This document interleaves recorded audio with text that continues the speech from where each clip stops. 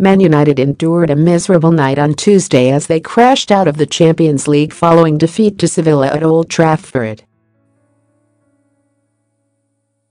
After a goalless first leg in Spain, the Red Devils were heavy favourites going into the second meeting with home advantage and having come off an impressive win over Liverpool last weekend.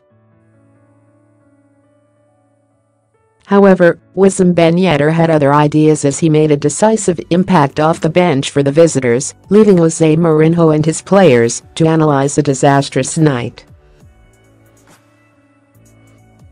The Portuguese tactician took the brunt of the criticism as Man United simply looked to be set up too negatively, with Marouane Fellaini starting ahead of Paul Pogba and Scott McTominay a perfect example of that. Nevertheless, the players also didn't perform to their expected high standards, just as they did against Liverpool, and so the blame has to be shared among the entire group as they're all culpable for the disappointment. One player who did put in an impressive shift with one key last-ditch tackle in particular standing out with the scoreline still at a precarious point was Eric Bailly, and as seen in his tweet below, he issued an emotional apology to the supporters for their loss.